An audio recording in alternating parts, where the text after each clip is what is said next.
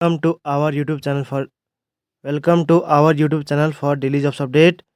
और आज हम इस वीडियो में CBSE recruitment 2025 online form apply process की अपडेट लेकर आ चुके हैं और मेरे दोस्त आपको पूरी जानकारी देंगे। जी हाँ दोस्तों, central board of secondary education की ओर से नया नोटिफिकेशन आउट हो चुका है। सुपरिंटेंडेंट और जूनियर असिस्टेंट पोस्ट के लिए 212 वैकेंसीज निकली है, जिनके लिए आपसे ऑनलाइन आवेदन पत्र मंगाए जा रहे हैं। ऑनलाइन फॉर्म फिल करते समय आपको कौन सी ऐसी मिस्टेक नहीं करनी है जिनके करने से आपके एप्लीकेशन फॉर्म रिजेक्ट हो सकते हैं। फोटोग्राफ, सिग्नेचर और डॉक्यूमेंट्स आपको कैसे अपलोड करने होंगे, ये स्टेप बाय स्टेप भी हम आपको कंप्लीट जानकारी दिखाएंगे।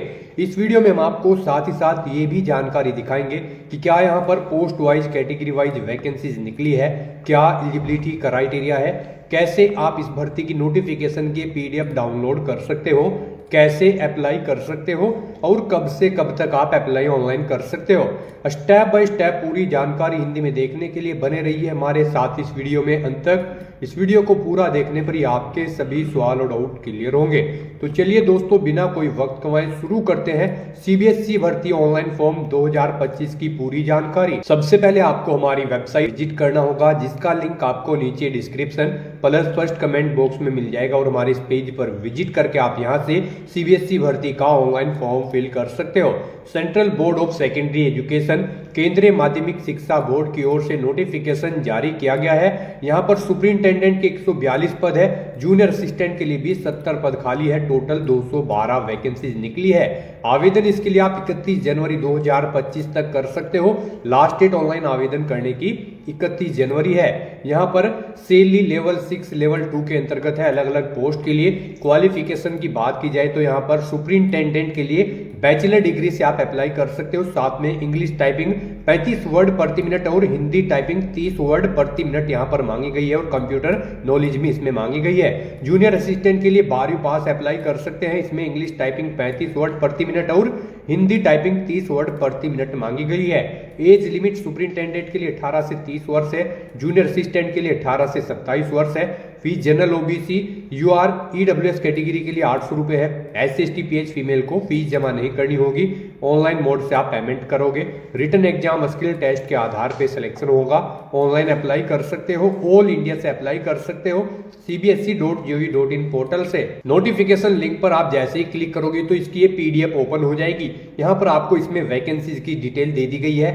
साथ ही साथ दोस्तों यहाँ पर इसमें इंपोर्टेंट डेट दी गई है आवेदन करने की। और यहाँ पर आप क्वालिफिकेशन एलिजिबिलिटी क्राइटेरिया की कंप्लीट डिटेल चेकआउट कर सकते हो। अलग अलग कैटेगरी के लिए एज रिलैक्सेशन की भी यहाँ पर आपको जानकारी दे दी गई है। साथ ही साथ यहाँ से आप क्वालिफिकेशन और एज लिमिट चेकआउट कर सकते हो। Examination fees detail, mode of payment आप कैसे करोगे, एग्जाम पैटर्न और यहाँ पर सिलेबस भी आपको डिटेल में दे दिया गया है। आप वीडियो को पॉज करके सब्जेक्ट वाइज पूरा सिलेबस रीड आउट कर सकते हो या फिर ये पीडीएफ डाउनलोड करके पूरा सिलेबस दोनों पोस्ट के लिए रीड आउट कर सकते हो। एग्जाम सेंटर की लिस्ट आपको पूरी दे दी गई है। ऑल ओवर इंडिया के अंतर्गत इसका एग्जाम सेंटर यहाँ पर रहने वाला है। और यहाँ पर आप जैसे स्क्रॉल डाउन करोगे तो हाउ टू अप्लाई का प्रोसीजर दिया गया है कि कैसे आपको यहाँ पर इसमें फॉर्म फिल करना होगा। डॉक्यूमेंट्स, फोटोग्राफ, सिग्नेचर आपको कैसे और कितने केबी में अपलोड करने होंगे, स्टेप बाय स्टेप पूरी जानकारी आपको पीडीएफ में ही दे दी गई है। तो अप्लाई ऑनलाइन करने से पहले आपको ये ऑफिशियल नोटिफिकेशन की पीडीएफ पूरा पढ़ना अनिवार्य है। इसको पूरा पढ़ने से ही आपके सभी सवाल और डाउट क्लियर होंगे। पीडीएफ रीड आउट करने के बाद में आपको अप्लाई ऑनलाइन लिंक पर क्लिक करना होगा। इस लिंक पर आप जैसे ही क्लिक करोगे तो आपके सामने ऑनलाइन का इसका ऑफिशियल पोर्टल ओपन हो जाएगा। यहां से आप इस भर्ती के लिए ऑनलाइन आवेदन कर सकते हो। सभी इंपोर्टेंट इंस्ट्रक्शंस आपको आवेदन करने के लिए यहाँ पर दे दिए गए हैं। और अगर आपने यहाँ पर पहले से रजिस्ट्रेशन कर रखा है तो सबसे पहले आपको यहाँ पर लॉगिन आईडी एंटर करनी होगी, यानी कि एप्लीकेशन नंबर और पासवर्ड यहाँ पर आपको एंटर करना होगा। सिक्योरिटी पिन आपको जो यहाँ पर दिया गया है वो आप यहाँ पर एंटर करोगे। आप इसको यहाँ पर ऑडियो में भी पिन को सुन सकते हो। और उसके बाद में आपको यहाँ पर साइन इन की टैब पर क्लिक करते हुए अपने डैशबोर्ड में साइन इन कर लेना होगा और फॉर्म फिल करना होगा।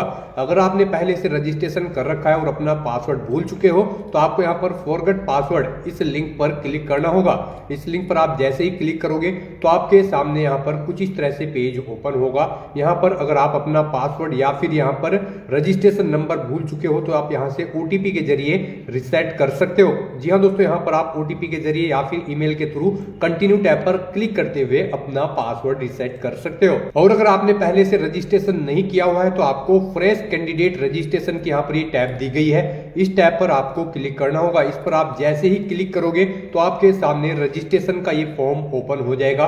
यहाँ पर सबसे पहले आपको ध्यानपूर्वक सभी इंस्ट्रक्शंस रीड आउट कर लेने होंगे। फीस डिटेल आपको रीड आउट कर लेनी होगी, फोटोग्राफ, सिग्नेचर के साइज और कैसे आपको अपलोड करने होंगे डॉक्यूमेंट्स की पूरी लिस्ट दे दी गई है। पासवर्ड आपको कैसे क्रिएट करना होगा सभी डिटेल दे दी गई है। उसके बाद में आपको यहाँ पर ग्रीन कलर की आई एग्री का ये चेक बॉक्स दिया गया है, इस पर आपको ओके करना होगा। इस पर आप जैसे ओके करोगे तो आपके सामने रजिस्ट्रेशन फॉर्म ओपन हो जाएगा। इसमें सबसे पहले आपको पर्सनल डिटेल भरनी होगी, उसके बाद में कॉन्टैक्ट डिटेल, उसके बाद में पासवर्ड आपको यहाँ पर क्रिएट करना होगा और सिक्योरिटी पिन वेरिफिकेशन इसमें एंटर करते हुए सबमिट टैब पर क्लिक करके रजिस्ट्रेशन करना होगा। यहाँ पर आने के बाद कैंडिडेट को सबसे पहले अपना नाम एंटर करना है, उसके बाद आपको अपने फादर का नेम एंटर करना है, फिर यहाँ पर आपको अपनी मदर का नाम एंटर करना है, उसके बाद यहाँ पर आपको अपनी डेट ऑफ बर्थ सेलेक्ट कर लेनी है, पहले डे, फिर मंथ और फिर ईयर आपको यहाँ पर सिलेक्ट कर लेना है। नेक्स्ट यहाँ पर आपको अपना जेंडर सिलेक्ट करना है, फिर अपना कोई आइडेंटिटी का टाइप आपको सिलेक्ट कर लेना है, voter ID, passport, bank passbook with photograph या फिर राशन कार्ड। आप अपनी चॉइस के अकॉर्डिंग अपनी कोई आईडी सिलेक्ट करें। उसके बाद यहाँ पर उसका नंबर आप एंटर कर दे अपनी आईडी का। फिर यहाँ पर आपको अपनी कॉन्टैक्ट डिटेल प्रोवाइड करानी है। सबसे पहले यहाँ पर आपको अपना मोबाइल नंबर एंटर करना है 10 डिजिट का, फिर आपको अपनी ईमेल आईडी एंटर करनी है। उसके बाद यहाँ पर आपको अपना पासवर्ड क्रिएट करना है। पासवर्ड यहाँ पर आपका 8 से 13 कैरेक्टर के बीच में होना चाहिए और ये अल्फा न्यूमेरिक फॉर्मेट में होना चाहिए। मींस आपके पासवर्ड में कम से कम एक अपर केस कैरेक्टर, एक लोअर केस कैरेक्टर, एक इंटीजर नंबर और एक स्पेशल कैरेक्टर जैसे कि @ या फिर $, होना चाहिए। वही पासवर्ड आपको यहाँ पर कंफर्म पासवर्ड फील्ड में एंटर करके अपना पासवर्ड कंफर्म कर लेना है। आपके पासवर्ड का फॉर्मेट कुछ इस तरह से होना चाहिए। यहाँ पर अपना पासवर्ड सेटअप करने के बाद आपको ये सिक्योरिटी पिन एंटर करना है और फिर सबमिट बटन पर क्लिक कर देना है। फिर आपने जो रजिस्ट्रेशन फॉर्म में डिटेल प्रोवाइड कराई है उसका पूरा प्रीव्यू यहाँ पर आपको शो कर दिया जाएगा। आपको सभी डिटेल्स चेकआउट कर लेनी है। कहीं पर कोई मिस्टेक है तो आप एडिट बटन पर क्लिक करके एडिट कर सकते हो, नहीं तो यहाँ पर अब आपको सबमिट एंड नेक्स्ट इस ऑप्शन पर क्लिक कर देना है। उसके बाद आपके रजिस्टर्ड मोबाइल नंबर और ईमेल आईडी पर 2 ओटीपी सबमिट किए गए हैं। यहाँ पर आपको अपने मोबाइल नंबर पर जो ओटीपी आया है उसके सामने मोबाइल का ओटीपी एंटर करना है। ईमेल आईडी पर जो ओटीपी आया है उस सेक्शन में यहाँ पर आपको उसके सामने ईमेल का ओटीपी एंटर कर देना है। ये सिक्योरिटी पिन यहाँ पर एंटर करना है और उसके बाद आपको वेरीफाई एंड फाइनल सबमिट इस ऑप्शन पर क्लिक कर देना है। अपना मोबाइल नंबर और ईमेल आईडी वेरीफाई करने के बाद आपको आपके डैशबोर्ड में रिडायरेक्ट कर दिया जाएगा। गाइस, यहाँ पर आपका डैशबोर्ड कुछ इस तरह से ओपन होगा। यहाँ पर अब आपको अपना फॉर्म अप्लाई करने के लिए कुछ स्टेप करने हैं। सबसे पहले यहाँ पर आपको अप्लाई करना है अपना एप्लीकेशन फॉर्म, फिर आपको अप्लाई सेक्शन में जाना है, फिर अपनी क्वालिफिकेशन की डिटेल देनी है, उसके बाद कॉन्टैक्ट डिटेल, उसके बाद एग्जाम सेंटर की डिटेल, फिर आपको अपने डॉक्यूमेंट अपलोड करने हैं और फिर आपको अपना फॉर्म फाइनली सबमिट करके अपनी फीस पे कर देनी है जो रिक्वायर्ड एप्लीकेशन फीस है। तो यहाँ पर आपको इस पेज को नीचे स्क्रॉल डाउन करना है। यहाँ पर आपको एक एप्लीकेशन नंबर दे दिया गया है। ये एप्लीकेशन नंबर आपके रजिस्टर्ड मोबाइल नंबर और ईमेल आईडी पर भी सबमिट किए गए हैं। आपको इसे केयरफुली नोट डाउन करके रख लेना है फ्यूचर यूज के लिए। और यहाँ पर अब आपको एप्लीकेशन फॉर्म की स्टेप पर क्लिक कर देना है। उसके बाद आपके सामने यहाँ पर कुछ इस तरह से इंटरफेस ओपन होगा। यहाँ पर आपको कुछ चीजें ऑटोमेटिकली फिल्ड मिल जाएगी जो आपने रजिस्ट्रेशन टाइम पे फिल की थी। अब यहाँ पर आपको अपनी नेशनलिटी सिलेक्ट कर लेनी है, इंडियन। उसके बाद आपको अपनी कैटेगरी सिलेक्ट कर लेनी है, आप जिस भी कैटेगरी से यहाँ पर बिलोंग करते हो। उसके बाद यहाँ पर आपको इस पेज को नीचे स्क्रॉल डाउन करना है।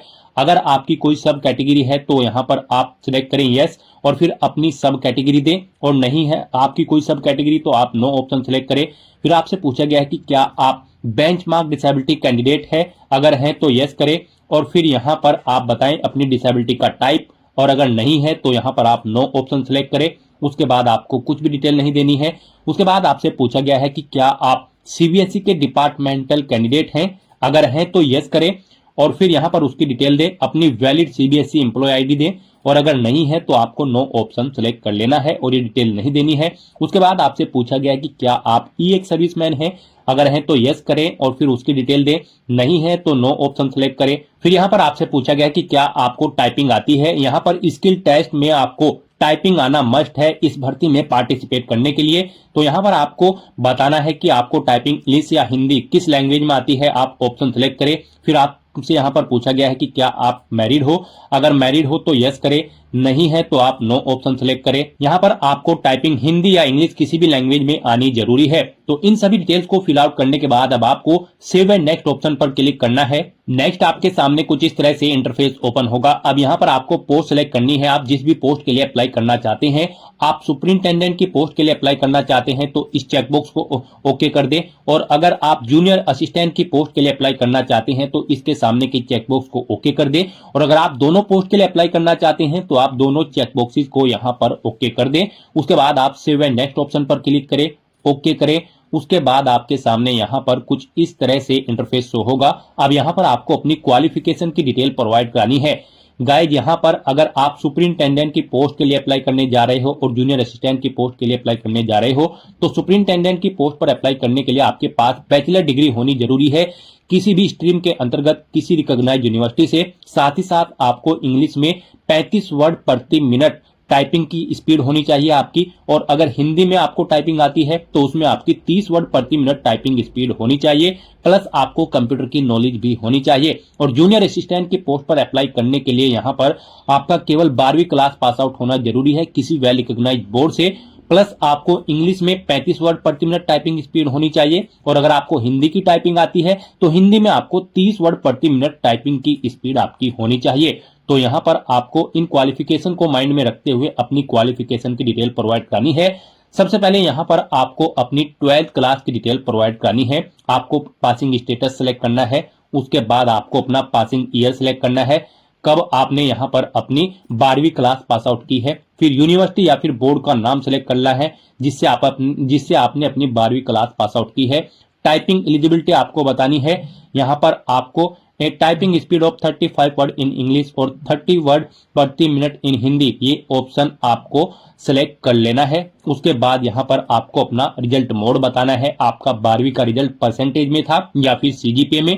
परसेंटेज में अगर आपका रिजल्ट था तो यहां पर आप परसेंटेज ऑप्शन सेलेक्ट करें।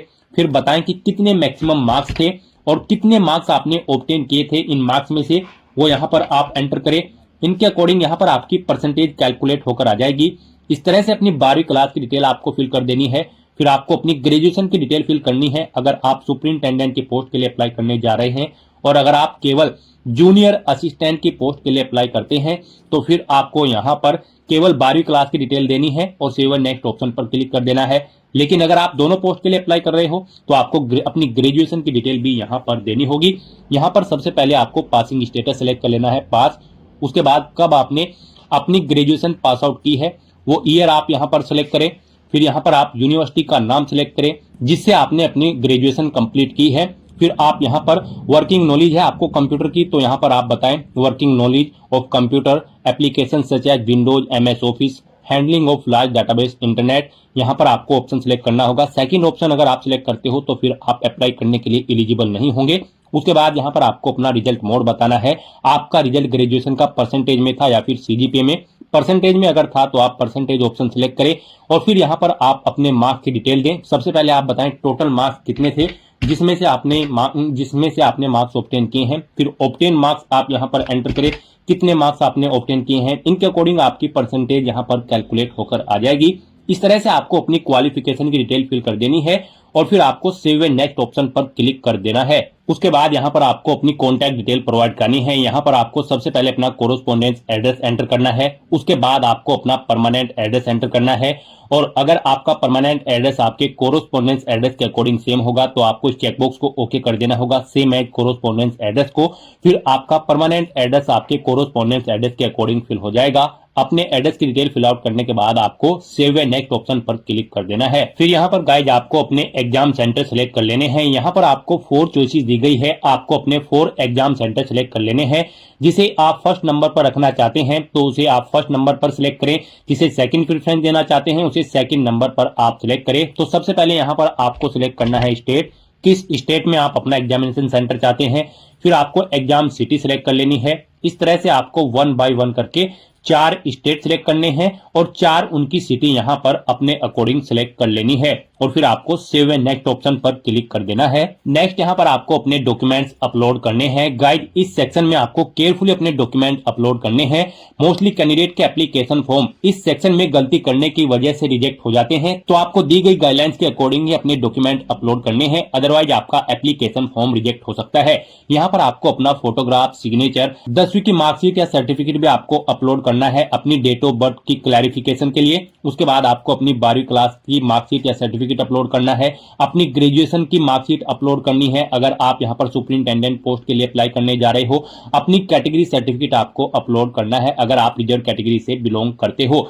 यहां पर आपका फोटो जेपीजी फॉर्मेट में होना चाहिए, साइज उसका 20 से 200 केबी के बीच में होना चाहिए। सिग्नेचर आपके जेपीजी फॉर्मेट में होने चाहिए, साइज इनका भी 10 से 200 केबी के बीच में होना चाहिए। आपकी 10वीं की मार्कशीट पीडीएफ फॉर्मेट में होनी चाहिए और इसका साइज 50 से 500 केबी के बीच में होना चाहिए। यहां पर आपकी 10वीं की मार्कशीट, 12वीं की मार्कशीट, ग्रेजुएशन मार्कशीट और सर्टिफिकेट और आपका SC category certificate PDF format में होने चाहिए और इनका साइज 50 से 500 केबी के बीच में होना चाहिए। तो यहां पर आपको चूज फाइल बटन पर क्लिक करना है, अपनी फाइल को 1 बाय 1 करके सिलेक्ट कर लेना है। उसके बाद यहां पर आपको प्रीव्यू एंड अपलोड इस ऑप्शन पर क्लिक करना है और यहां पर सेव के इस बटन पर क्लिक करके अपनी फाइल्स को 1 बाय 1 करके इन सभी फाइल्स को आपको ऐसे ही अपलोड कर देना है। आपके सभी डॉक्यूमेंट अपलोड होने के बाद आपको आपके सभी डॉक्यूमेंट्स और एप्लीकेशन फॉर्म का प्रीव्यू शो कर दिया जाएगा। गाइस, जब आप अपने डॉक्यूमेंट अपलोड करोगे तो यहां पर कैंडिडेट के सामने प्रॉब्लम आ रही है। यहां पर जब आप अपना फोटोग्राफ अपलोड करोगे तो उसकी फाइल पर फोटोग्राफ उसका नेम मेंशन होना चाहिए। तो यहां पर आपको दी गई गाइडलाइंस के अकॉर्डिंग अपने डॉक्यूमेंट अपलोड करने हैं और उन्हें यहां पर अपलोड करने के बाद आपको प्रीव्यू करके सेव कर देना है, तभी यहां पर आपके सभी डॉक्यूमेंट्स अपलोड होंगे, अदरवाइज आपके सामने यहां पर एरर आती रहेगी। तो आपको जिस फॉर्मेट में हमने आपको बताया है इसी फॉर्मेट में अपने डॉक्यूमेंट अपलोड करने हैं। यहां पर मोस्टली कैंडिडेट के सामने प्रॉब्लम आ रही है डॉक्यूमेंट अपलोड करते हुए, लेकिन अगर वो हमारी दी गई गाइडलाइंस के अकॉर्डिंग या हमारी वीडियो के अकॉर्डिंग अपने डॉक्यूमेंट अपलोड करेंगे तो उनको यहां पर कोई भी प्रॉब्लम का फेस नहीं करना पड़ेगा। तो अपने डॉक्यूमेंट अपलोड करने के बाद आपको आपके एप्लीकेशन फॉर्म का पूरा प्रीव्यू शो कर दिया जाएगा, आपके डॉक्यूमेंट का प्रीव्यू आपको शो कर दिया जाएगा। आपको इस पेज को नीचे स्क्रॉल डाउन करना है और फिर आपको डिक्लेरेशन के सेक्शन में आने के बाद इस चेकबॉक्स को ओके करना है और फिर आपको सेव एंड फाइनल सबमिट इस ऑप्शन पर क्लिक कर देना है। फिर आपको आपके डैशबोर्ड में डायरेक्ट कर दिया जाएगा, यहां से आप चेकआउट कर सकते हो। आपके सभी स्टेप्स यहां पर 1 बाय 1 करके कंप्लीट हो चुके हैं ग्रीन कलर में। बस अब यहां पर आपको अपनी रजिस्ट्रेशन फीस जमा करानी है। उसके लिए अब आपको यहां पर पे रजिस्ट्रेशन फीस इस ऑप्शन पर क्लिक करना है।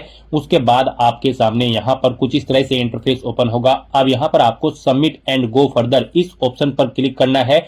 उसके बाद आपके सामने यहां पर फीस पेमेंट का इंटरफेस ओपन होगा। फिर आपको फीस पेमेंट के इंटरफेस पर डायरेक्ट कर दिया जाएगा। वहां से आप debit card, credit card, net banking या फिर यूपीआई के माध्यम से अपना फीस पेमेंट कर सकते हो। अगर आप general, UR, OBC, EWS candidate हैं तो आपको 800 रुपए फीस के रूप में जमा कराने होंगे और अगर आप एससी, एसटी, पीएच या फिर फीमेल कैंडिडेट हैं तो आपको कोई फीस जमा नहीं करानी है। आपका एप्लीकेशन फॉर्म यहां पर सक्सेसफुली सबमिट हो चुका है।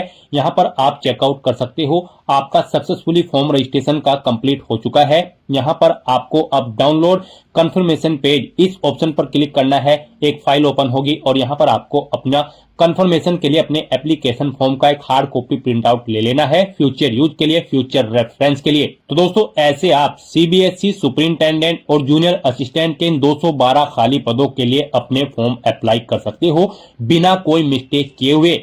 आज की इस वीडियो